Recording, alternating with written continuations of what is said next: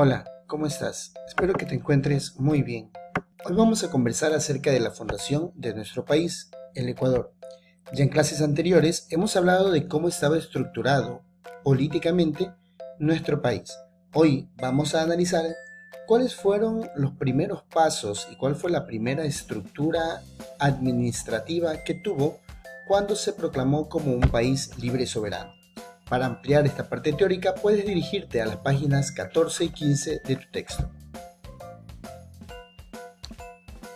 Los primeros pasos en el Ecuador se dieron cuando se planteó la gran pregunta de la posibilidad de mantener la Gran Colombia. Luego de las batallas de independencia en los países suramericanos, los líderes de esta independencia se preguntaban cuál era esa posibilidad. Tras las muertes de algunos de los más grandes caudillos, en el año de 1830 se decidió formar un nuevo estado independiente llamado Ecuador, bajo los principios de igualdad y democracia para todos y cada uno de sus ciudadanos. La estructura organizacional se determinó por departamentos, como se explicó en la clase anterior, los departamentos de Azuay, Guayaquil y Quito, cada uno con sus características y distribuidos de esa forma por las condiciones geográficas que delimitaban a cada uno de ellos. El primer presidente de este país naciente fue el general Juan José Flores. Este general era de origen venezolano y fue uno de los próceres que luchó por la independencia de los países sudamericanos. Gobernó en 3 ocasiones, en un periodo de 1830 a 1835, su segundo periodo de 1839 a 1843, y un tercer y último periodo desde 1843 a 1845. Es decir, estuvo al frente del Ecuador durante aproximadamente 15 años, a pesar de que 2 de sus presidencias no fueron consecutivas. La Constitución de 1830 disponía 2 características importantes que beneficiaban a Juan José Flores para el ejercicio de su función como presidente.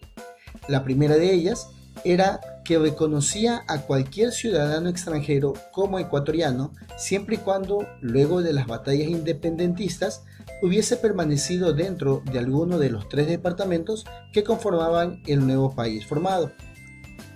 La segunda característica era que para ser presidente se debía haber nacido en cualquiera de estos 3 departamentos, haberse naturalizado como ecuatoriano o haberse casado con alguna lugareña, es decir, haberse casado con alguna ecuatoriana. Se considera que estos aspectos beneficiaban a Juan José Flores, pues al no ser ecuatoriano directamente, pues no hubiese podido acceder a la presidencia del Ecuador si no hubiese estado establecida la Constitución de esa manera. El gobierno de Juan José Flores se caracterizó por algunas situaciones bastante interesantes. Primero, la extranjerización. Daba privilegio a todos los que pertenecían a la cúpula militar, pero principalmente a los extranjeros, cuyos salarios eran las 2/3 partes del presupuesto del Estado ecuatoriano, es decir, la mayor cantidad de dineros invertidos por el Ecuador en el gobierno de Juan José Flores iba destinado a los militares extranjeros. Se descuidó la política internacional, es decir, todo lo que eran tratados con otros países se hizo a menos, lo que provocó que la deuda externa que tenía el Ecuador en ese entonces se viese afectada por altos niveles de intereses, a lo cual él prestó poco o ninguna atención. El continuo estado de guerra externa o interna. Durante esa época, a causa de los salarios bajos o de los nulos salarios, se veían bastantes enfrentamientos a nivel local y de manera externa todavía para mantener el estado de independencia. Juan José Flores apoyó la política de los terratenientes, pues él también estaba ligado a este grupo de personas que acaparaban bastantes espacios de tierra para poder tener una vida holgada y con lujos.